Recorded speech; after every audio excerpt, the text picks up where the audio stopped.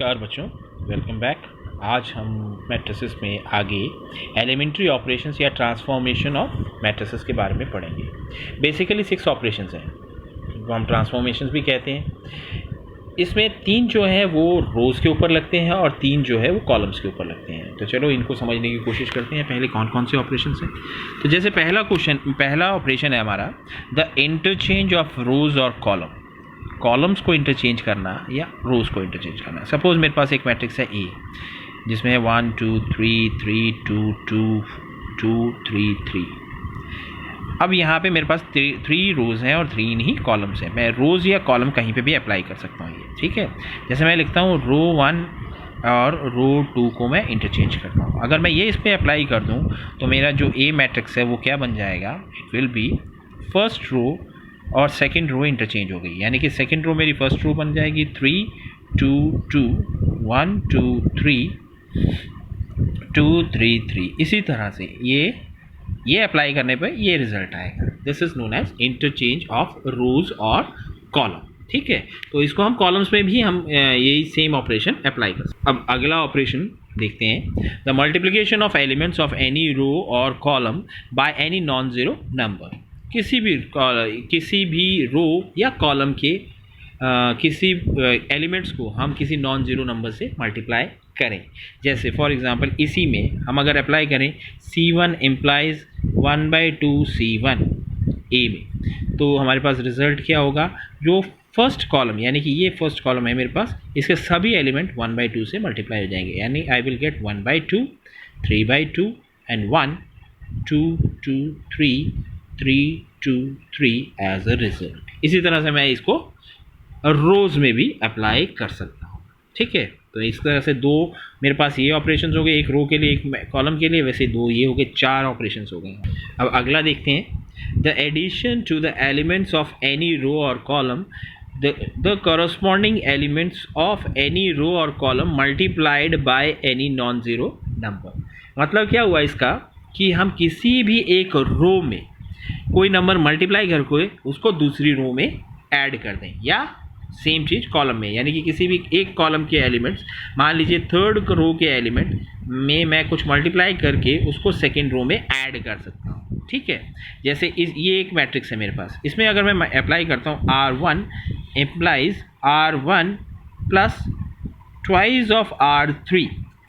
इसका मतलब क्या हुआ, चेंज हुए R1। यहाँ पे जो भी एलिमेंट लिख रहा हूँ मैं, जैसे यहाँ पे C1 में चेंज होगा, ठीक है, वैसे यहाँ पे मैंने जो लिखा R1 में चेंज होगा। क्या चेंज होगा कि R1 में ऐड कर रहा हूँ मैं twice of R3 element, corresponding elements. जैसे यहाँ पे अगर मैं ये अप्लाई करता हूँ तो मेरे पास जो ए मैट्रिक्स है वो क्या बन जाएगा, R1 चेंज होगा, R2 मेरा 4 5 6 2 3 4 ऐसा ही रहेगा, 4 5 6 2 3 4, लेकिन R1 में चेंज होगा क्या, जैसे ये फर्स्ट एलिमेंट है R1 की जगह यहाँ पे 1 plus twice of 2 corresponding element, इसका डबल 4 प्लस 1 5, ठीक है, इसका डबल 6 प्लस 2 8, इसका double 8 plus 3 11। So these are the 3 basic operations which can be performed either on rows or on column। यानी कि 3 ऑपरेशंस हैं हमारे पास, एलिमेंट्री ऑपरेशन, 3 रोज के लिए 3 कॉलम के लिए सेम है। तो इन्हीं को हम एलिमेंट्री ऑपरेशंस कहते हैं या फिर ट्रांसफॉर्मेशन कहते हैं। नेक्स्ट हमारे पास इन्वर्टिबल एलिमेंट्स आते हैं, इन्वर्टिबल मैट्रिक्स क्या होते हैं। देखिए इन्वर्टिबल मैट्रिक्स, हम मान लीजिए हमारे पास एक स्क्वायर मैट्रिक्स है, ठीक है, हम एक और स्क्वायर मैट्रिक्स, मान लीजिए एक स्क्वायर मैट्रिक्स है ए, हमने एक स्क्वायर मैट्रिक्स बी ढूंढ लिया उसी ऑर्डर का, ऐसा कि ए बी करने पे आई आ जाए, ए बी करने पे आई मीन्स आइडेंटिटी मैट्रिक्स आ जाए, तो बी जो है वो ए इनवर्स के माना जाएगा, ठीक है। तो ऐसा एक मैट्रिक्स, स्क्वायर मैट्रिक्स, जिसकी कॉरस्पॉन्डिंग हम एक और स्क्वायर मैट्रिक्स उसी ऑर्डर का फाइंड आउट कर लें ताकि उन दोनों की मल्टीप्लिकेशन आई के बराबर हो जाए, तो वो जो नया मैट्रिक्स हमने ढूंढा है वो दूसरे का, पहले वाले का इन्वर्स माना जाएगा। जैसे मैंने यहाँ पे एक एग्जांपल लिया, ए हमारे पास स्क्वायर मैट्रिक्स है और बी मैंने एक स्क्वायर मैट्रिक्स लिया है। इन दोनों का मल्टीप्लिकेशन मैं अगर करूँ, जैसे फर्स्ट रो फर्स्ट कॉलम, 2 2 4 4 -3, ठीक है, अब 2 माइनस 3 ज़ा माइनस 6 एंड 3 2 ज़ा प्लस 6। अब यहाँ पे इससे करें अगर हम 1 को माइनस 1 ये रो और ये 2 1 ज़ा 2 and this into this minus 2 1 minus 3 ज़ा minus 3 and 2 2 ज़ा plus 4. So what I get is 1 0 0 1. It is equal to I. So AB is equal to I. That means A inverse is equal to B. ठीक है, तो these as इसको कहते हैं invertible element. एक ये अगर एग्जिस्ट करता है तो ये मैट्रिक्स में ये एग्जिस्ट नहीं करता, वो हम आगे पढ़ेंगे वो कैसे चेक किया जाए। चलिए अब हम इस चैप्टर के लास्ट टॉपिक पे हैं लगभग, कि how to find inverse of a matrix by elementary transformation. Basically elementary transformation से हम मैट्रिक्स का इन्वर्स कैसे निकालें। मान लीजिए एक इक्वेशन है, मैट्रिक्स इक्वेशन है x is equal to A B. X भी एक मैट्रिक्स है, ए भी एक मैट्रिक्स है, बी भी एक मैट्रिक्स है। यहाँ पे हम दो तरह के हमने ऑपरेशंस पढ़े बेसिकली, ट्रांसफॉर्मेशन कैसे होते हैं, रो ट्रांसफॉर्मेशन और एलिमेंट्री ट्रांसफॉर्मेशन। अब रो ट्रांसफॉर्मेशन में क्या होता है, अगर मैं रो ट्रांसफॉर्मेशन अप्लाई कर रहा हूँ LHS में, ये इसमें जो चेंज होगा, ठीक है, इसमें चेंज होगा, यहाँ पे फर्स्ट जो मैट्रिक्स है इसमें चेंज होगा, ठीक है। अगर मैं LHS का एक्स में को चेंज कर रहा हूँ, रो मान लीजिए मैं अप्लाई कर रहा हूँ R1 employees R1 plus R2, तो यही चेंज मेरे को यहाँ पे इस फर्स्ट मैट्रिक्स में करना है, ठीक है। और अगर मैं कॉलम ट्रांसफॉर्मेशन कर रहा हूँ तो यहाँ पे जो चेंज करूँगा वो कॉरस्पॉन्डिंगली इसकी जो सेकेंड RHS में जो सेकेंड मैट्रिक्स है उसमें अप्लाई करूँगा। इतना ध्यान रखिएगा, बाकी हम इसको कुछ एग्जाम्पल से समझने की कोशिश करते हैं। अब मान लीजिए हमारे पास एक ये ए मैट्रिक्स है, स्क्वायर मैट्रिक्स है 3x3 ऑर्डर का, इसका हमने इन्वर्स निकालना है यूजिंग एलिमेंट्री ऑपरेशंस, रो ट्रांसफॉर्मेशन, ठीक है। तो रो ट्रांसफॉर्मेशन में हम क्या करेंगे, ए इज इक्वल टू आई ए, ये ट्रू होता है, और इसको हम ऐसे भी लिख सकते हैं ए इज इक्वल टू ए आई। लेकिन हमने क्या करना है, देखिए आई की पोजीशन को नोट करना है। रो ट्रांसफॉर्मेशन में हमने देखा कि पहला इधर होगा तो इधर भी पहले वाले को चेंज आएगा, तो आई आगे लिखना है। अगर कॉलम ट्रांसफॉर्मेशन है तो इस आई को चेंज करना है, इस ए और इस आई में चेंज आएगा। यहाँ पे अगर कॉलम ट्रांसफॉर्मेशन तो इस ए और इस आई में चेंज आएगा। क्या चेंजेस करने हैं कि इस ए को हमने इस ए पे ध्यान देना है और इसको आई बनाना है किसी तरह से, ठीक है। तो हम बेसिकली अप्लाई करेंगे कुछ ऑपरेशंस।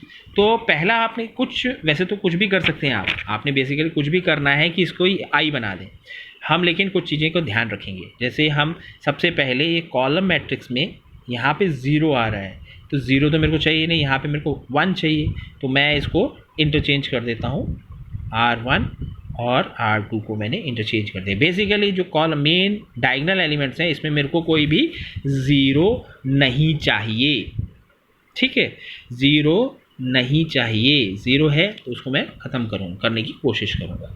तो ए आ गया मेरे पास यहाँ पे, चलिए इसको यहाँ पे पहले इसको यहाँ पे लिख लीजिए।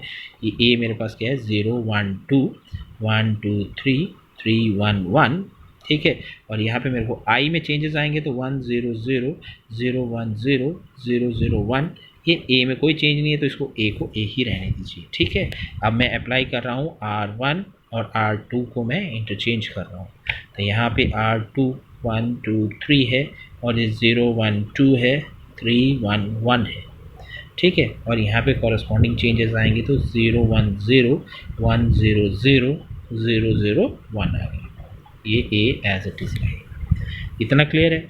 अब हम क्या करेंगे, अब ये मेरा 1 बन गया। अगर 1 नहीं है तो इसको 1 बनाइए। मान लीजिए यहाँ पे 3 आता है तो मैं R1 में फिर से चेंज कर देता कि R1 is equal to 1/3 of R1, 1/3 से इसको मल्टीप्लाई कर देता। ये भी मेरे पास एक ऑप्शन है, ठीक है। तो लेकिन अब यहाँ पे 1 है तो ये मेरी कंडीशन फुलफिल हो गई। इसकी हेल्प से मेरे को इस एलिमेंट को और इस एलिमेंट को 0 बनाना है। ये तो पहले से 0 है तो अब मैं इस पर फोकस करूँगा, यानी R3 में चेंजेस करने। क्या चेंजेस करूँ कि ये 0 हो जाए, कि R3 minus thrice of R1, ये अप्लाई कर देता हूँ। अगर मैं यहाँ पे अप्लाई करूँ फर्स्ट रो में कोई चेंज नहीं आएगा, सेकंड रो में कोई चेंज नहीं होगा। अगर मैं इसमें चेंज देखूँ तो यहाँ पे आ गया मेरे पास 0 और इधर आ गया -5 और इधर आ गया -8, ठीक है। और यहाँ पे कॉरस्पॉन्डिंग जो चेंज आया, फर्स्ट रो में कोई चेंज नहीं आएगा, सेकंड रो में कोई चेंज नहीं आएगा, यहाँ पे चेंज आएगा। क्या आएगा? इसमें तो 0 रहेगा, इसमें कोई चेंज नहीं आएगा, यहाँ पे -3 और यहाँ पे 1 और ये A एज इट इज़, ठीक है। अब मेरे को क्या करना है, इस मेन डायगोनल एलिमेंट का सेकंड रो का A22 इसको 1 बनाना था। अब ये पहले ही 1 है। अब इसकी हेल्प से मैं इसको 0 करूँगा और इसी की हेल्प से मैं इसको 0 करूँगा। तो मैं अब अप्लाई कर देता हूँ, एक एक करके अप्लाई करता हूँ। R1 में मैं चेंज कर रहा हूँ क्या, R1 minus twice of R2, यानी कि सेकंड में मेरा कोई चेंज नहीं आएगा, थर्ड में मेरा कोई चेंज नहीं आएगा। R1 में मेरे पास चेंज आएगा 1, इधर 0, इधर -1, ठीक है। वैसे ही इधर क्या चेंज आएगा, इधर मेरे पास चेंज आएगा, इधर मैं अप्लाई करूँ तो मेरे पास आता है -2, 1, 0, 1, 0, 0, 0, -3, 1, ठीक है बच्चे। अब मेरे को इसको 0 करना है, तो अब मैं R3 में दोबारा चेंज करूँगा। क्या चेंज करूँगा, R3 प्लस 5 टाइम्स R2 को 5 टाइम्स मल्टीप्लाई करके इधर ऐड कर देता हूँ। तो फर्स्ट कॉलम में रो में कोई चेंज नहीं, सेकंड रो में कोई चेंज नहीं, थर्ड रो में देखिए ये 0 है, ये 0 हो गया। अब यहाँ पे क्या चेंज आया, यहाँ पे मेरे पास आ गया 2। अगर मैं सॉल्व करूँ, इसको सॉल्व करूँ तो 2 आएगा। It will be equal to, यहाँ पे देखिए अगर फर्स्ट में कोई चेंज नहीं, सेकंड में कोई चेंज नहीं, थर्ड में क्या चेंज आ रहा है देखिए ज़रा, इधर आ रहा है मेरे पास 5, ठीक है, -3 और यहाँ पे आ रहा है 1, ठीक है, A। तो यहाँ तक हो गए। अब मेरा काम क्या है कि अब मेरे को इसको 1 बनाना है। इसको 1 बनाने के बाद, ठीक है, मेन स्टेप से आप समझने की कोशिश करिए। पहली बात आपने ये चेक करनी है कि मेन डायगोनल एलिमेंट में कोई भी 0 ना हो। अगर 0 है, डायगोनल एलिमेंट 0 है कोई भी, तो इंटरचेंज करके उसको नॉन ज़ीरो लाइए। जैसे हमने यहाँ पे इंटरचेंज किया, यहाँ पे 1 आ गया, ठीक है। अब कोई डायगोनल एलिमेंट में 0 नहीं है। अब क्या है, पहले A11 लेना है, उसको हमने 1 बनाना है। अगर 1 नहीं है, 1 है तो उसकी हेल्प से उसकी कॉरस्पॉन्डिंग कॉलम में जो दो एलिमेंट है उनको 0 बनाना है। उसके बाद मेरे को क्या है कि A22 को 1 बनाना है, जैसे यहाँ पे 1 है। अब इसकी हेल्प से मेरे को इस कॉलम में जो बाकी के 2 एलिमेंट है उनको 0 करना है। अब लास्ट में, अब मैं इस कंडीशन में पहुँच गया हूँ, यहाँ पे दोनों कंडीशन हो गई। अब मेरे पास ये एलिमेंट A33, इसको मेरे को 1 बनाना है और उसकी हेल्प से इन दोनों को 0 के इक्वल करना है। ये ऑपरेशन अप्लाई। अब हम यहाँ पे पहुँच चुके हैं। देखिए यहाँ पे मेरे पास, अब मेरे को इसको 1 बनाना है, तो सीधी सी बात है R3 में मैं चेंज करूँगा क्या, 1/2 ऑफ R3। अब मैं जब ये चेंज करता हूँ, फर्स्ट रो में कोई चेंज नहीं आता है, सेकंड रो में भी कोई चेंज नहीं आता है, थर्ड रो में ये 1 बन जाता है, ठीक है। और यहाँ पे क्या आएगा, -2, 1, 0, 1, 0, 0, ये आएगा 5/2, -3/2 एंड 1/2 मल्टीप्लाइड बाय A, ठीक है। अब ये 1 बन गया। अब इसकी हेल्प से मेरे को इसको 0 करना है, तो R1 में चेंज हो रहा है क्या, R1 प्लस R3, तो R1 यानी कि 1, अब R1 और R3 0, 0, अब इनको ऐड किया तो ये 0 आ गया, 0, 1, 2, 0, 0, 1, ठीक है। अब यहाँ पे इसमें मैं इसको ऐड करता हूँ, क्या आएगा, 5/2 -2, आप खुद देख सकते हैं 4, 1/2 आ रहा है, 1/2 आ गया, ठीक है। इसमें ये ऐड होगा, यानी कि -3/2 + 1, यानी कि ये आ गया 2, इसमें ऐड हुआ यानी कि -1/2, ठीक है। अब इसमें ये ऐड हो रहा है तो ये 1/2 आएगा, ठीक है। इसमें कोई चेंज नहीं है, इसमें भी कोई चेंज नहीं है, ठीक है। So this is what I get. अब मेरे पास रह गया एक ये एलिमेंट जिसको मेरे को 0 बनाना है। अब यहाँ इसके लिए मैं क्या करता हूँ, R2 में चेंज कर रहा हूँ, क्या, R2 minus twice of R3। तो फर्स्ट में कोई चेंज नहीं आएगा, सेकंड में जो चेंज आएगा वो ये आएगा कि यहाँ पे 0 है, यहाँ 1 है, यहाँ पे 0 हो जाएगा, 0, 0, 1, ये I बन जाएगा। अब यहाँ पे जो चेंजेस आएंगे वो क्या आएंगे, ठीक है, वो ध्यान देना है आपने। यहाँ पे जो चेंजेस आएंगे, फर्स्ट रो में तो कोई चेंज नहीं आएगा, -1/2 1/2।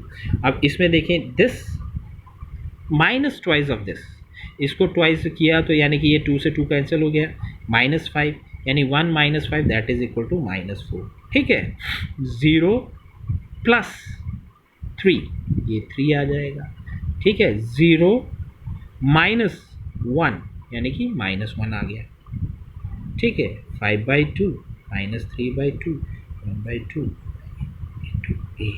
ठीक है, तो यहाँ पे देखिए अब हमने ये जो है पूरी ट्रांसफॉर्मेशन लगा के जो लेफ्ट हैंड साइड में हमारे पास a था इसको I बना दिया, और यहाँ पे दिस मल्टीप्लाइड बाय a है। इसका मतलब है दिस इम्प्लाइज a इनवर्स जो है that is equal to 1/2 -1/2 1/2 -4 3 -1 5/2 -3/2 1/2। So this was how we can find inverse of a matrix using elementary transformation।